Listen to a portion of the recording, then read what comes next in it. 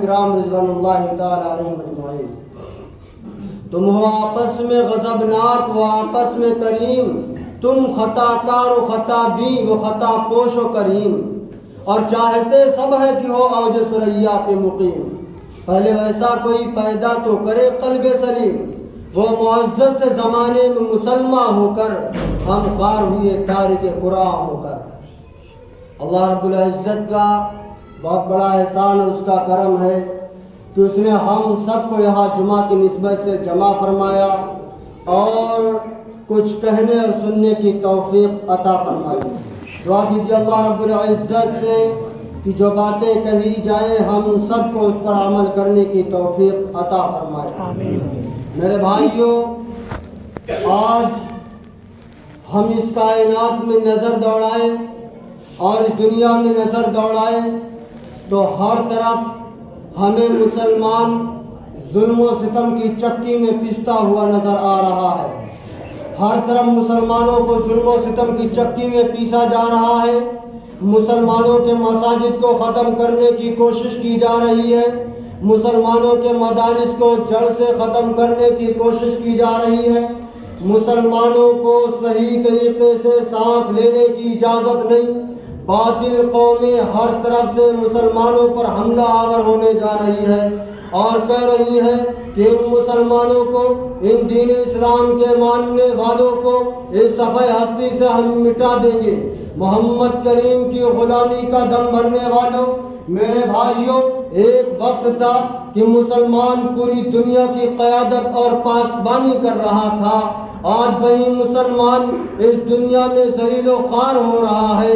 وہ مسلم قوم جس نے کبھی اپنے تابع سمندر اور ہواؤں کو کیے ہوئے تھا، آج وہ ذلیل و خوار کیوں ہو رہا ہے؟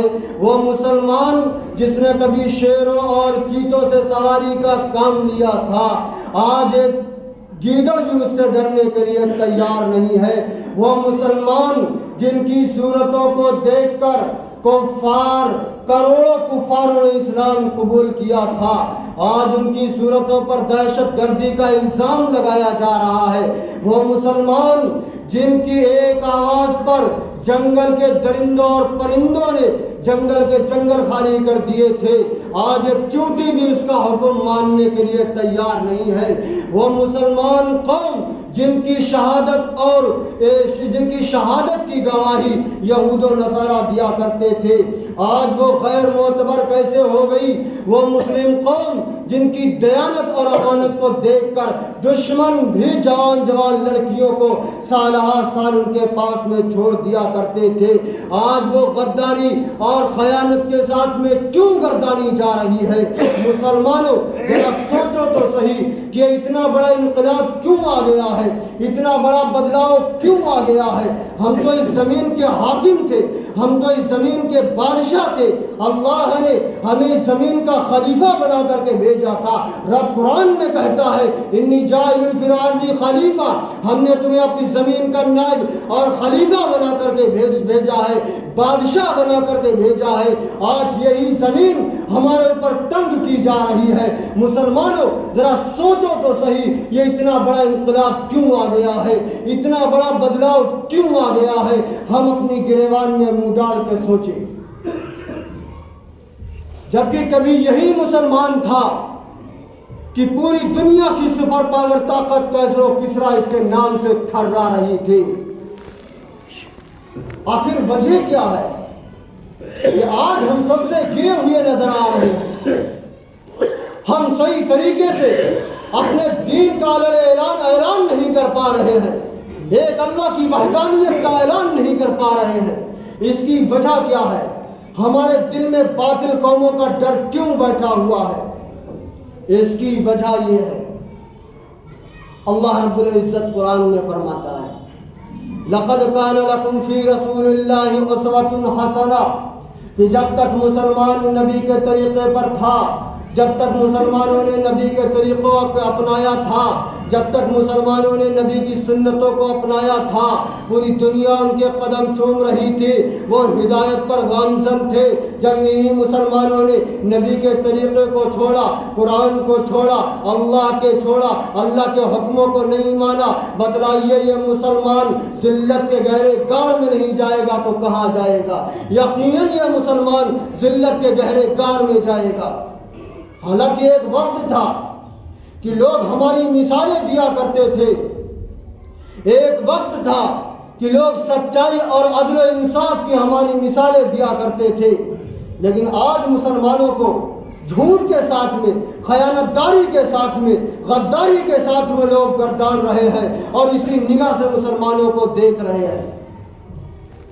جب ہمارا ملک ہندوستان انگریز کی غلامی سے آزاد ہوا اور مسلم قوم نے، برادران وطن نے، سب نے مل کر ہندوستان کو انگریز کے ناپاک سائے سے پاک کیا تھا، تو ہندوستان کے رہنے والے باشی، ہندوستانی آپس میں لڑنے لگے تھے۔ اس وقت گاندھی جی نے ایک بات کہی تھی کہ لوگوں، قومی اور مذہبی لڑائیاں بند کرو اور ابو بکر اور عمر جیسا انصاف یہ دنیا میں قائم کرو۔ ہندوؤں کے پیٹ میں درد ہونے لگا، ارے آپ نے یہ کیا بات کہہ دی ہے، آپ فوراً توبہ کیجئے بھگوان سے، آپ نے بڑی بات کہہ دی ہے۔ گاندھی جی نے کہا تھا، اے حدود ہند، جب تم میں ایسا کوئی مجھے نظر نہیں آتا ہے تو میں مجبور ہوں عمر فاروق اور ابو بکر کی مثال دینے کے لیے۔ ہماری مثال دیا کرتے تھے لوگ، لیکن آج ہمارا کیا حال ہے؟ ہم دین سے بالکل دور ہو گئے ہیں، شریعت سے دور ہو گئے ہیں، نبی کے حکموں کو توڑ دیا ہے، اللہ کے قرآن کو چھوڑ دیا ہے۔ میرے بھائیوں، یہی وجہ ہے آج ہمیں صحیح طریقے سے سانس لینے کی اجازت نہیں ہے۔ کھلے طور سے ہم کہیں بھی جا نہیں سکتے ہیں، ہمارے دل میں خوف ہے باطل قوموں کا۔ اگر صحیح معنوں میں ہم ایک اللہ کے ماننے والے بن جائیں اور ایک اللہ پر بھروسہ کر لیں کہ وہی اللہ ہم کو زندگی دے گا، وہی اللہ ہم کو موت دے گا، اس کے علاوہ کسی قوم میں، کسی دشمنان اسلام میں یہ طاقت نہیں ہے کہ وہ ہم سے ایمان سلب کر لے، ہمارے ایمان کو کمزور کر دے، ہماری طاقت کو لے لے، ہمارے دل میں اپنا خوف پیدا کر دے۔ خدا کی قسم ہمارا ایمان سلب نہیں ہو پائے گا، ہم اپنے ایمان میں پختہ ہو جائیں گے۔ لیکن آج ہم نے اس اللہ کو چھوڑ دیا ہے، اس اللہ پر ہمارا ایمان نہیں ہے۔ حالانکہ ایک وقت تھا لوگوں نے ایسا اسلام قبول کیا تھا، ایسا اللہ کو مانا تھا کہ جتنی بڑی مصیبت ان کے اوپر آ جائے، جتنی بڑی پریشانیاں ان کے اوپر آ جائے، لیکن وہ کہتے تھے کہ الہ تو میرا رب ہے، وہی ساری کائنات کو بنانے والا ہے۔ ایسے لوگ دنیا میں آئے ہیں جنہوں نے اپنے آپ کو بالکل مٹی میں ملا دیا اور اپنی جان بحق ہو گئے، اپنی جان کا نذرانہ پیش کر دیا، لیکن اللہ کے دامن کو نہیں چھوڑا، حبیب کے دامن کو نہیں چھوڑا۔ آج میرے بھائیوں، ہم اللہ کو بھول گئے ہیں۔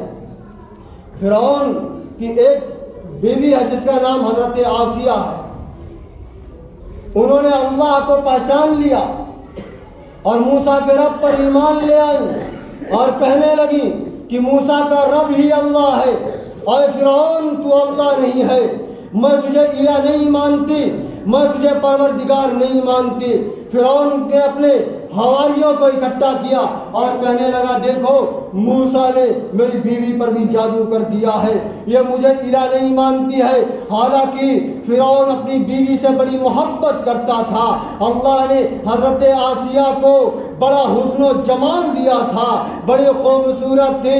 فرعون کہنے لگا، او میری بیوی، میں تجھے بہت چاہتا ہوں، اتنے بڑے ناز و نعمت میں پلی بڑی اور اتنے شاندار محل میں رہتی ہے، اگر تو مجھے الہ نہیں مانے گی، موسیٰ کے رب پر ایمان لے آئے گی، اس محل سے تجھے دست بردار ہونا پڑے گا، میں تجھے سزائے دوں گا، میں تجھے ماروں گا، تجھے قتل کر دوں گا، تجھے دنیا سے ختم کر دوں گا۔ حضرت آسیہ کہنے لگی، او بدبخت فقض ما انت قاض، جو تجھے کرنا ہے کر لے، یہ محل ایک ہے، ایسے ہزاروں محل میں اللہ کے نام پر قربان کر سکتے ہو، یہ ہزار